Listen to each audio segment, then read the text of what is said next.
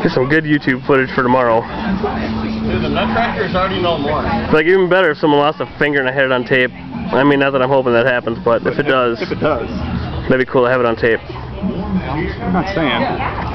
Just, yeah. I'm gonna mail this to the House of Representatives, and when they go up for bills, they could be like, Hey, the one will probably light from the other one. Ryan, get out of there!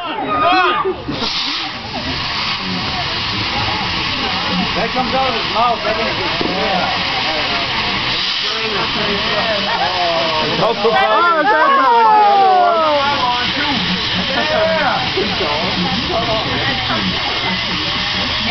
Oh God. Longevity. That doesn't look good. I'll cook another one.